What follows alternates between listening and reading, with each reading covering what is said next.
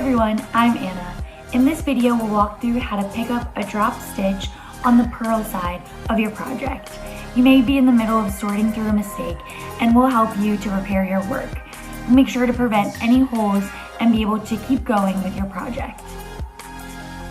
So to catch a drop stitch on the purl side, the first step again will be to identify that you dropped a stitch.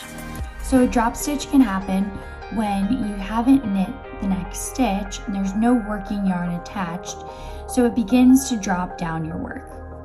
You'll see this because there'll be a big kind of gap in your work with these working bars, and then you'll also see a loose stitch floating.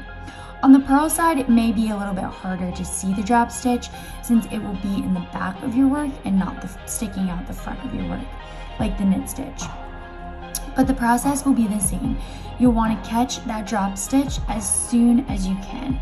So I like to catch it with my thumb and my middle finger so that I can continue to hold my working yarn. I'll grab that drop stitch, and for the purl side, you're going to want to work it the same way that the purl stitch was worked, with the working yarn in the front. So I tend to grab the drop stitch in the back of the yarn, and I'll use my needle, and then I'll show you also how to use the crochet hook. I dropped 2 rows here, you can see 1 and 2. You want to make sure that you keep the same order of these rows as you're picking up the stitches. So I'm going to move the first bar out of the way, and I'm going to use the bar that's towards the bottom of the work, or the first row that it would have hit. And I'll simply use my right hand needle to kind of pick up that working yarn as if it was a stitch. You can see it creates that next purl stitch. I want to do this again with this next bar. So I want this yarn to be in the front of my drop stitch. Pick up the drop stitch, use the working yarn to grab the purl stitch. And I can place it back onto my needle and continue my purls. If you want to see how to use the crochet hook, again, a drop stitch happens without being worked. It will fall down a couple of rows. You want to identify it as soon as you can. Grab it with your thumb and your index finger to make sure it doesn't continue to fall. You can then use your crochet hook, and you can turn this around and do this on the knit side, or you could just grab it through the back of the work. Grab it through the back of the work.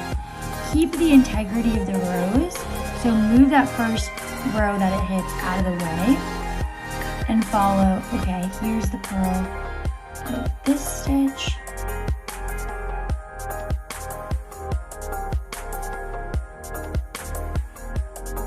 Pulling it through, and then here's the purl of the next stitch using your crochet hook to pull it through.